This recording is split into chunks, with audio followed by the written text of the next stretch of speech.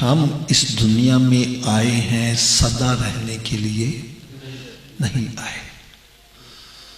कुल्लु नफ्सिन ज़ाइक़तुल मौत। अगर कोई 100 बरस भी जिंदा रहे फिर भी अंजाम मौत ही है। बल्कि एक बुजुर्ग फरमाते हैं कि बंदा इस दुनिया में आता ही मरने के लिए है। और एक बुजुर्ग की बात मुझे बड़ी प्यारी लगी। फरमान लगे कि जैसे एक बंदे ने कराची जाना हो, लाहौर स्टेशन पर जाता है तो गाड़ी के आने में कुछ वक्त बाकी है, वो वेटिंग रूम में जाकर बैठ जाता है, इंतज़ार करता है गाड़ी का। जैसे गाड़ी आती है सवार होकर चलते चले जाते हैं। वो फरमान लगे हम सब वेटिंग रूम में बैठे हैं और मौत की गाड़ी का इंतज़ार कर रहे हैं। जैसे गाड़ी आएगी बारी बारी सवार होकर चलते चले जाएंगे। एक अल्लाह का नेक बनता, उसका भी इंतकाल हो गया। और इत्तेफाक की बात है, जब बंदा कोई फौत हो जाए तो उसके जितने भी मोहब्बत करने वाले होते हैं ना, उनके दिल में एक बड़ी ख्वाहिश होती है हमें पता चले कि मरने वाले के साथ कब्र में क्या मामला हो रहा है। एक कुदरती तौर पर दिल में एक चाहत होती है। बहरहाल उसके जो चाहने वाले थे उनके दिलों में भी बड़ी तरफ थी। कुछ दिनों के बाद वो ख्वाब के अंदर जब किसी अपने अहले मोहब्बत से मिले तो उन्होंने पूछा कि मा फ़अल अल्लाहु बिका, तेरे साथ अल्लाह ताला ने क्या मामला पेश किया। वो कहने लगा कुछ ना पूछो, कब्र में मेरे ऊपर बड़ी सख्ती आई, बड़ी सख्ती आई, बड़ी सख्ती आई। दुआ करो अल्लाह ताला हम सबको कब्र के अजाब से महफूज रखे। हज़रत सैयदना उस्मान गनी रज़ी अल्लाह ताला अन्हु, ये वो हस्ती हैं जिन्होंने कई मर्तबा मेरे आका सल्लल्लाहु अलैहि वसल्लम से जन्नत खरीदी है। और कैफियत क्या है, जब आप कहीं तशरीफ ले जा रहे होते, रास्ते में कोई गड़ा आ जाता, टोया आ जाता तो बेहोश होकर गिर जाते। लोग आकर उठाते, हज़रत साहब क्या हो गया है। आप फरमान लगे इस गड़े को देखकर मुझे अपनी कब्र याद आ गई। वो कहने लगे हज़रत साहब आपने तो कई मर्तबा सरकार से जन्नत खरीदी है, फिर आप ज़िन्नुरैन हैं, सरकार सल्लल्लाहु अलैहि वसल्लम के 2 साहबजादियां यके बाद दीगरे आपके निकाह में आई हैं, तो आप इतना डरते हैं। ये मैं आज के मुसलमानों के ज़हन और ज़मीर पर दस्तक दूंगा। ये वो हस्तियां हैं जिन्होंने सरकार से जन्नत खरीदी है, फिर भी कब्र से इस कदर डर हैं। क्या आज हमारे अंदर भी खौफ खुदा है? आज हमारे दिलों से खौफ ही निकाल दिया गया है।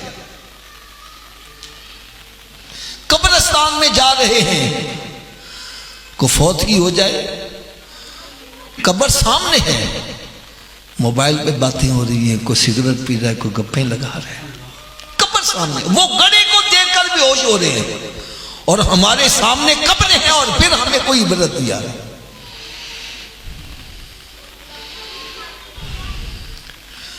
तो हज़रत उस्मान गनी रज़ी अल्लाह ताला अन्हु का जवाब सुनो। आपने इरशाद फरमाया कि मैंने खुद अपने कानों से सरकार सल्लल्लाहु अलैहि वसल्लम से सुना है कि मेरे आका सल्लल्लाहु अलैहि वसल्लम ने इरशाद फरमाया कि कब्र आखिरत की मंजिलों में पहली मंजिल है। जो इसमें कामयाब होगा उसकी आखिरत की मंजिलें आसान कर दी जाएंगी, और जब पहली मंजिल में ही फंस गया उसके लिए आखिरत की मंजिलें मुश्किल हो जाएंगी। बहरहाल वो कहने लगे कि कब्र में मेरे ऊपर बड़ी सख्ती आई। वो कहने लगे भाई कैसे सख्ती आई। कहने लगे जब तो मुझे दफन करके वापस पलट गए तो मेरी कब्र में 2 फरिश्ते मुनकर नकीर वो दाखिल हुए और उनकी गरजदार आवाज़ ने मुझे बेदार कर दिया। जैसे मैं बेदार हुआ तो उन्होंने सवालात की बौछार कर दी। मर रब्बुका मा दीनुका व मा कुंता तक़ूलु फ़ी हक़्क़ि हाज़िर रजुल। कहने लगा मुझे किसी सवाल का जवाब ना आया। और याद रखो, जो सवालों का जवाब सही दे दे उसकी कब्र में जन्नत की तरफ से खिड़की खोल दी जाती है, और अल्लाह ना करे अगर कोई सवालों का जवाब ना दे पाए तो उसकी कब्र में जहन्नम की तरफ से खिड़की खोल दी जाती है। कहने लगा मुझे किसी सवाल का जवाब ना आए तो करीब था कि मेरी कब्र में जहन्नम की तरफ से खिड़की खोल दी जाती है। इतने में एक नूरानी शक्ल वाले बुजुर्ग मेरे और फरिश्तों के दरमियान हाइल हुए और उन्होंने मुझे तमाम सवालों के जवाब बतला दिए। मैंने वो जवाब सुनकर फरिश्तों को जवाब दिए तो उन्होंने मुझे कामयाब करार दे दिया। जब वो नूरानी शक्ल वाले बुजुर्ग वापस पलटने लगे तो मैंने उनका दामन पकड़ लिया। जनाब आप हैं कौन? आप उस वक्त मेरे काम आए जब मेरा माल मेरे काम ना आए, मेरी औलाद, मेरे रिश्तेदार, अजीज और करबा, लंगोटिए यार मेरे काम ना आए। आप हैं कौन? तो उन बुजुर्गों का जवाब सुनो। फरमान लगे, ए अल्लाह के बंदे, तो दुनिया में प्यारे आका हजरत मोहम्मद मुस्तफ़ा सल्लल्लाहु ताला अलैहि वसल्लम पर दरूदो सलाम पढ़ा करता था।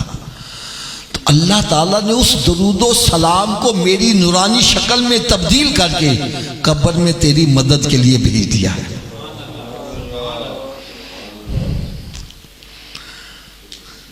गमों ने तुमको जो घेरा है तो दरूद पढ़ो, जो हाज़री की तमन्ना है तो दरूद पढ़ो।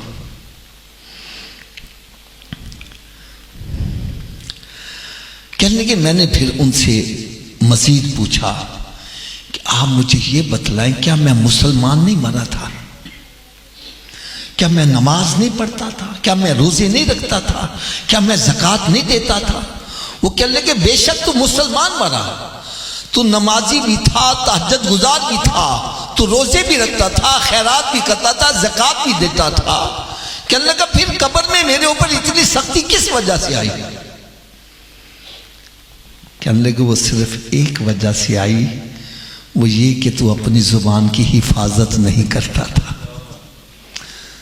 थिंक बिफोर यू स्पीक, पहले तोलो फिर मुंह से बोलो।